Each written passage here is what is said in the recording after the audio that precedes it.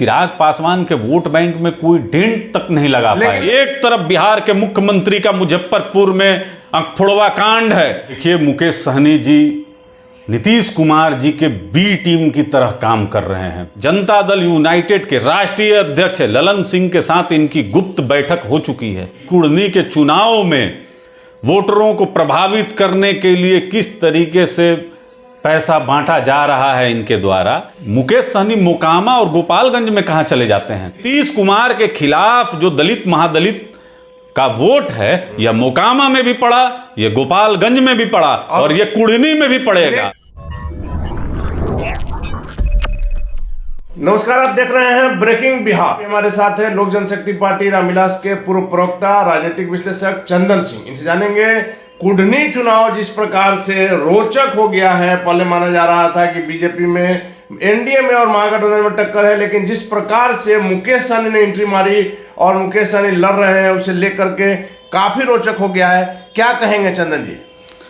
देखिए, मुकेश सहनी जी नीतीश कुमार जी के B team की तरह काम कर रहे हैं। आपने अभी बंगला विवाद सुना होगा। तो जब यह गठबंधन माननीय मुख्यमंत्री जी का और भारतीय जनता पार्टी का था, उससे पहले इनकी सदस्यता को समाप्त कर दिया गया था। उसके बावजूद ये उसी बंगले में रह रहे हैं और सरकार इनके बंगले को भी खाली नहीं करा रही है। और भारतीय जनता पार्टी के कई नेताओं को नोटिस गया है बंगला खाली करने के लिए। सहज समझा जा सकता है कि किस तरीके से मुकेश सहनी यह साबित करना चाहते हैं कि कुढ़नी में भारतीय जनता पार्टी यह चुनाव हार जाए, वो इसी में लगे हुए हैं। तो इसका कुछ खास असर होगा नहीं। कुढ़नी की जनता बहुत समझदार है, जानती है। बंगला पर एक मिनट आ जाते हैं चंदन जी। बंगला पर मुकेश सहनी का साफ करना है कि 30 गुना ज्यादा पैसा देकर आप उसे जुर्माना भी कर सकते हैं। वो बंगले में बने हुए हैं और यह नियम है। नहीं, ठीक है, मुकेश सहनी जी के पास तो बहुत पैसा है। ये किसी से छिपा हुआ बीजेपी के पास किसी नहीं के पास किसी से छुपा हुआ नहीं है कि कुढ़नी के चुनाव में वोटरों को प्रभावित करने के लिए किस तरीके से पैसा बांटा जा रहा है इनके द्वारा। लेकिन इससे कुछ होने वाला नहीं है। कुढ़नी की जनता जानती है कि मुकेश सहनी का एकमात्र लक्ष्य भारतीय जनता पार्टी को वहां चुनाव हरवाना है। नीतीश कुमार जी के इशारे पर और जनता दल यूनाइटेड के राष्ट्रीय अध्यक्ष ललन सिंह के साथ इनकी गुप्त बैठक हो चुकी है। ये तो राजनीतिक गलियारे में यह खबर तैर रही है कि ललन सिंह के कहने पर ही यह भूमिहार समाज से कैंडिडेट दिए हैं कि बीजेपी को वो डेंट पहुंचा सकें, लेकिन कुछ होने वाला नहीं है। मैं आपसे पूछना चाहता हूं अनिल जी कि मुकेश सहनी एक पॉलिटिकल पार्टी चलाते हैं, ठीक है, लोकतंत्र में सभी को अधिकार है कि अपने प्रत्याशी को वो विधानसभा में खड़ा करे। मुकेश सहनी मोकामा और गोपालगंज में कहां चले जाते हैं? क्या वहां पर इनका कोई संगठन नहीं है? नहीं, वहां पर महागठबंधन के उम्मीदवार थे और महागठबंधन को यह लग रहा था कि ये सीट हम लोग जीत जाएंगे, लेकिन चूंकि धरातल पर इनका वोट जो है खिसक चुका है। बार बार गठबंधन बदल लेने से मुख्यमंत्री जी की जो विश्वसनीयता है यह समाप्त हो चुकी है। अनिल जी, चलिए, आपने कहा कि नीतीश कुमार की जदयू की बी टीम के रूप में काम कर रहे हैं मुकेश सहनी। जिस प्रकार से चिराग पासवान बीजेपी के लिए बी टीम के रूप में कभी नहीं। चिराग पासवान उस एनडीए के हिस्सा थे जिस समय 2020 में सीट बंटवारा हो रहा था। जितनी सीटें लोक जनशक्ति पार्टी रामविलास को चाहिए थी, एनडीए में उतना माननीय मुख्यमंत्री जी के अहंकार के वजह से मिला नहीं। चिराग पासवान जी अकेले चुनाव लड़ने का निर्णय लिए और बिहार की जो महान जनता है वो 25 लाख मत दी। एक मटिहानी की सीट भी दी। मटिहानी के भी विधायक को माननीय मुख्यमंत्री जी तोड़ने का काम किए।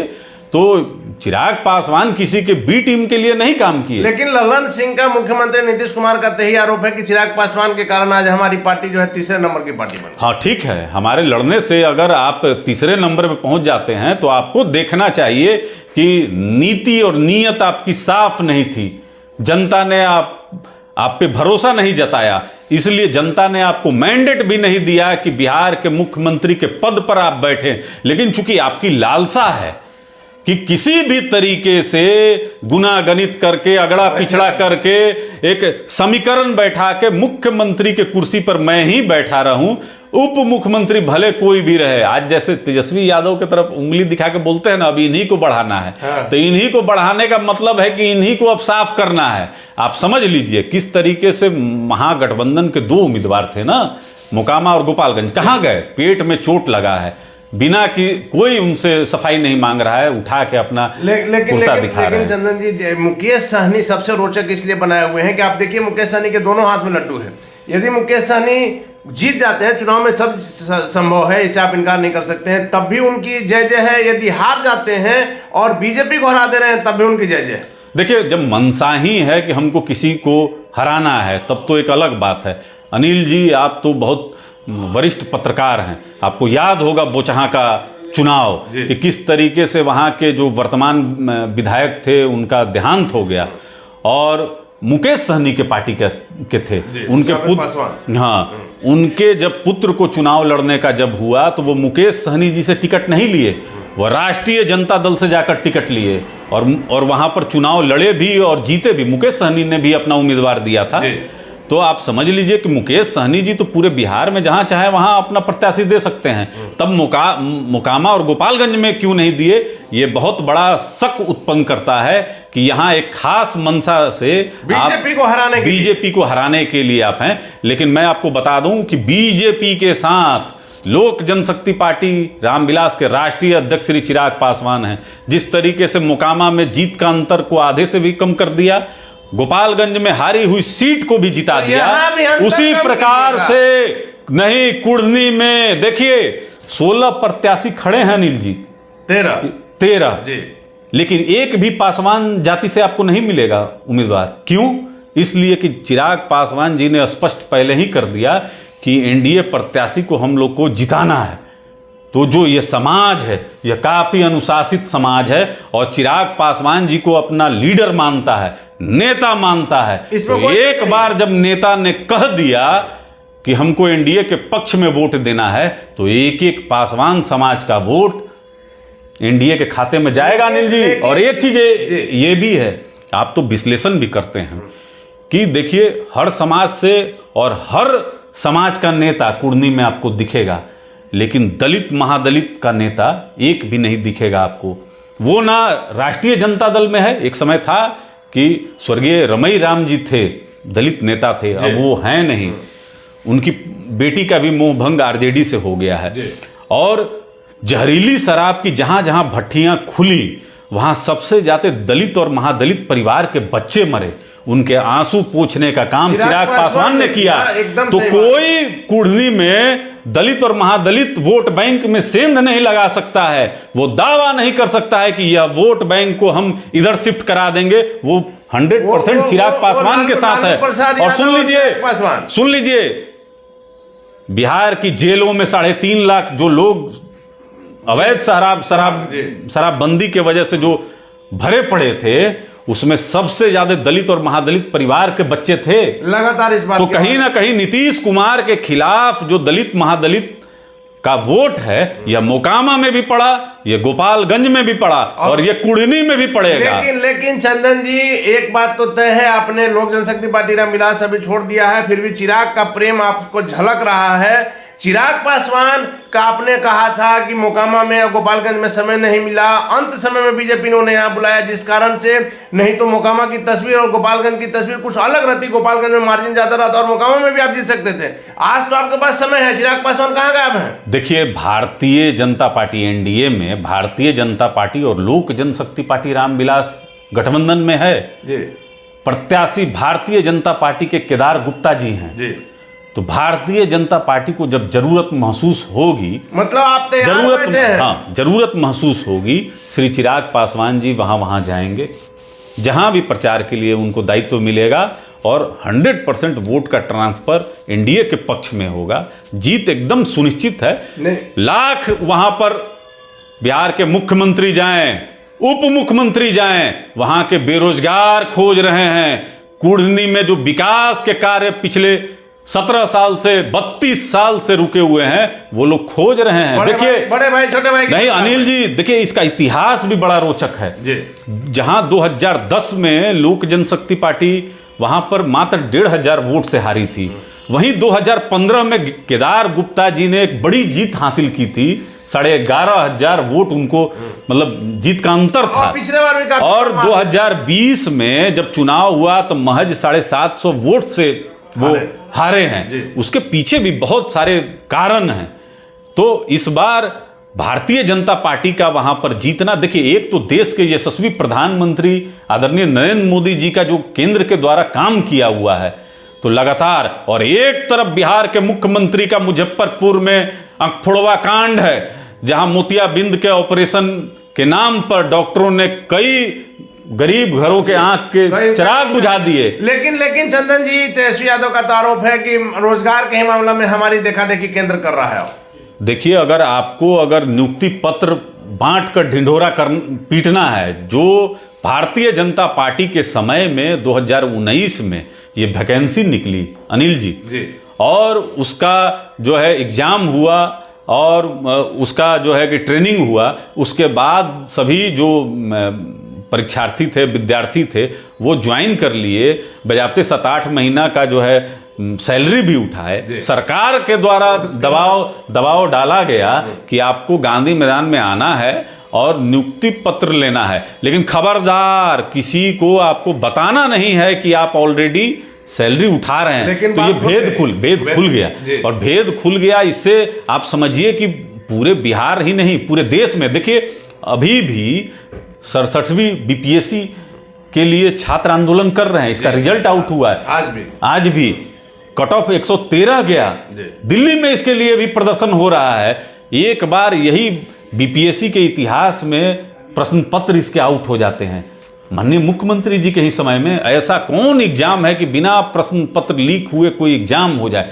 तो मुख्यमंत्री का जो इकबाल है ना अनिल जी, वो समाप्त हो गया है। मैं तो कहूँगा कि पटना से बाहर आप निकलते हैं तो कानून नाम का जो चीज़ है वो समाप्त हो जाता है।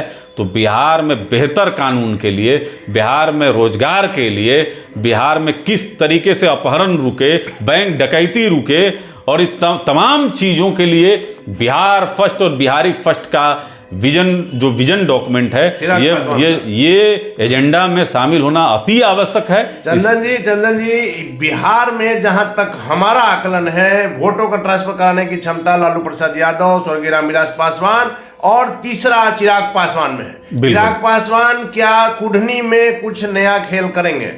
नहीं, देखिए कुढ़नी में हम आपको बताएं ना कि जो वोट बैंक है वो चिराग पासवान के वोट बैंक में कोई डेंट तक नहीं लगा पाएगा। लेकिन कुढ़नी का इतिहास आपको देखना होगा कि वहां से हारा हुआ व्यक्ति फिर जीता नहीं। देखिए ये इतिहास अपने आप में आप तो सामने है, देखिएगा। कहा जाता है कि उपचुनाव में अधिकांश में जो सत्ता पक्ष में रहते हैं वो प्रभाव डालते हैं, क्योंकि प्रशासन इनके पास होता है और कई तरह से ये प्रभावित करते हैं। हम लोग तो 2 उपचुनाव पहले भी देखे हैं कि किस तरीके से सरकार के मंत्री बैठते हैं और वहाँ प्रभावित करते हैं वोटरों को। तो इस खेल में तो ललन सिंह माहिर हैं, नीतीश कुमार जी माहिर हैं कि किस तरीके से वोटरों को गुमराह किया जाए, एक लुभावन एक वादा किया जाए। लेकिन जनता समझदार है, जानती है, इस बार मजा चखा देगी कुढ़नी में। जी, आपने जो बात कहा उसी पर आज पप्पू यादव की बात पर 1 मिनट आ जाते हैं। पप्पू यादव ने आज कहा है कि जिस प्रकार से पटना यूनिवर्सिटी के छात्र संघ चुनाव में सरकार ने अपने सारे विधायकों को उतार दिया, ललन सिंह का मैनेजमेंट था, प्रदेश अध्यक्ष पर उनका आरोप लगाया, और उस दिन पटना विमेंस कॉलेज की प्राचार्य जो है क्यों गई थी सीएम हाउस, और साथ ही साथ उन्होंने कहा है कि पटना यूनिवर्सिटी को सेंट्रल यूनिवर्सिटी का दर्जा पहले क्यों नहीं दिया गया। देखिए मैंने तो कई चैनलों पे पहले भी कहा है अनिल जी कि प्रशांत किशोर जी ने पटना यूनिवर्सिटी छात्र संघ चुनाव में जनता दल यूनाइटेड के छात्र संगठन को स्थापित किया। किस तरीके से वो इस बात को वीसी के पास जाते थे, तोड़ फोड़ भी हुआ, ये किसी से छिपा हुआ नहीं है। अभी जनता दल यूनाइटेड के राष्ट्रीय अध्यक्ष ललन सिंह ने भी इस बात की चर्चा की। तो यह पूरी तरीके से पटना यूनिवर्सिटी के अधिकारियों, इसके वीसी के कंट्रोल में रहता है। चुनाव आयोग इसको नहीं कंडक्ट कराता है।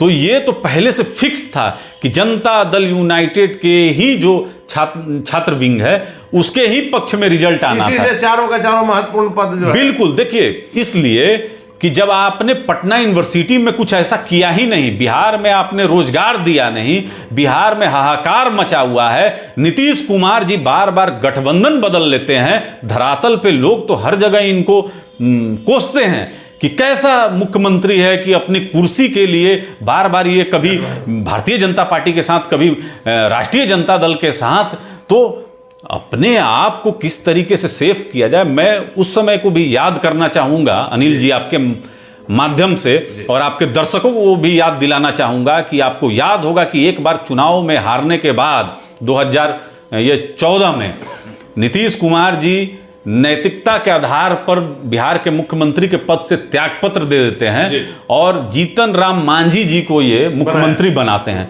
देखिए, 9 महीना तक झेल नहीं पाए ये मुख्यमंत्री को, और जीतन राम मांझी जी को एक अन्य मार्ग में से आप समझिए कि आम भी तोड़ने की इजाजत नहीं थी। आम की रखवाली के लिए वहां सुरक्षाकर्मी लगाए गए थे। ये बर्दाश्त नहीं कर पाते हैं कि सत्ता का कंट्रोल किसी और के पास रहे। ये कभी भी तेजस्वी प्रसाद यादव जी को अपने रहते हुए मुख्यमंत्री नहीं बनने देंगे। चलिए चंदन जी, आखिरी सवाल मेरा है कि मुख्यमंत्री नीतीश कुमार जहां इन दोनों जगह पर नहीं गए, उपचुनाव जो हुआ, लेकिन कुढ़नी में 2 दिसंबर को जा रहे हैं और 1 दिसंबर को तेजस्वी यादव, 2 दिसंबर को भी तेजस्वी यादव जा रहे हैं, 1 दिसंबर को तेजस्वी यादव और राष्ट्रीय अध्यक्ष जदयू के ललन सिंह भी जा रहे हैं। आप समझ सकते हैं कि कुढ़नी का चुनाव कितना रोचक हो गया है, दोनों गठबंधन के लिए प्रतिष्ठा की बात हो गई। देखिए, तेजस्वी प्रसाद यादव जी को का तो बहुत मान मनोबल किया गया इस चुनाव में ले जाने के लिए। एक तो दबाव डालकर या हार के डर से, जो भी आप कह लीजिए, इंटरनल में जो उन लोगों का आपस में हुआ हो, ये जब सीट राष्ट्रीय जनता दल की थी तो जनता दल यूनाइटेड को देने का कोई मतलब नहीं था, ये लॉजिक नहीं है। लेकिन उसके बावजूद जब जनता दल यूनाइटेड को ये सीट गई तो आप समझ लीजिए कि वहाँ के जो यादव वोटर हैं कहीं ना कहीं अब वो स्वीकार नहीं कर पा रहे हैं, पचा नहीं पा रहे हैं कि वो कुशवाहा जी को वोट दें। तो बहुत ग्राउंड पे जो इनके कार्यकर्ता हैं वो आपस में लड़े हुए हैं पंचायत में। तो कहीं ना कहीं हमको लगता है कि तेजस्वी प्रसाद यादव जी बहुत भारी मन से नीतीश कुमार जी के साथ चुनाव प्रचार में जाएंगे, लेकिन उस चुनाव प्रचार का बहुत ज़्यादा लाभ होने वाला नहीं है। ये लाभ होने वाला नहीं है। भारतीय जनता पार्टी हर स्थिति में यह चुनाव जीत रही है, चाहे आंकड़ों के हिसाब से देख लीजिए या उनका प्रत्याशी नहीं बदला गया है। केदार गुप्ता जी जो 750 वोट से हारे थे वही प्रत्याशी हैं, लेकिन जिससे हारे थे वो बदल गया है। तो अनिल सहनी कहीं ना कहीं आज कुढ़नी में पता चला कि वो एक जनसभा को बुलाए हुए हैं सहनी समाज के, और आप कह लीजिए कि एक खाप पंचायत जिसको कहा जाता है, पंचायत सहनी समाज का, मतलब सहनी वोट भी कई जगह बटेगा। एक अनिल सहनी तोड़ लिए, एक भारतीय जनता पार्टी के अजय निषाद तोड़ लिए। तो मुकेश सहनी के कहने पर कितना वोट इनको मिलेगा, मुकेश सहनी को कहना बहुत मुश्किल है। तो ये लड़ाई जो अपने आप में है रोचक है, लेकिन हमको लगता है कि जब रिजल्ट आएगा लेकिन आपकी बातों पर गौर किया जाए तब तो बीजेपी के लिए राह आसान नजर आता है। बहुत आसान है, राह बिल्कुल आसान है। और देखिए, मुख्यमंत्री के पास बताने के लिए कुछ नहीं है। आप जस्टिफाई नहीं कर पा रहे हैं कि आप बार बार जो गठबंधन बदल रहे हैं, तो नेता जब बदलता है अनिल जी तो नीति भी बदल जाती है और नीयत भी बदल जाती है। और राष्ट्रीय जनता दल के लिए सबसे बड़ा जो अभी विषय है कि इनके प्रदेश अध्यक्ष आदरणीय जगता बाबू थे, तो किस तरीके से सुधाकर सिंह को हटाया गया, किस तरीके से जगतानंद सिंह नाखुश हुए, वो भी जो वोट है तो उसका भी एक असर करेगा। तो महागठबंधन के लिए बहुत मुश्किल समय है। और कहीं ना कहीं मुख्यमंत्री अपने को प्रधानमंत्री के लिए भी प्रोजेक्ट कर रहे थे। लालसा तो इनकी थी ना, हमने कितना कुछ किया है, लेकिन बताने के लिए कुछ नहीं है। तो ये उपचुनाव में अगर हार जाते हैं मुख्यमंत्री जी, तो इनका तो हवा निकल जाएगा, गुब्बारा जो है फूट जाएगा।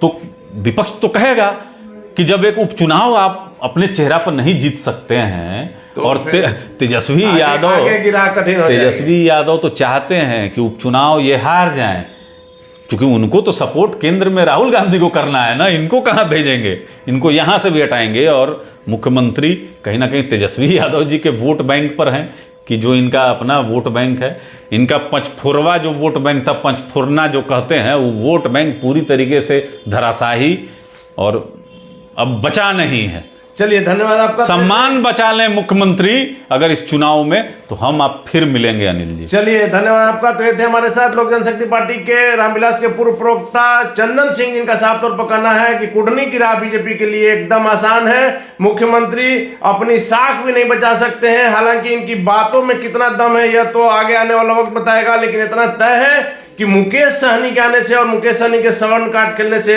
कुढ़नी की लड़ाई काफी रोचक हो गई है। आगे क्या होगा देखना काफी दिलचस्प होगा। फिलहाल बने रहे ब्रेकिंग बिहार के साथ।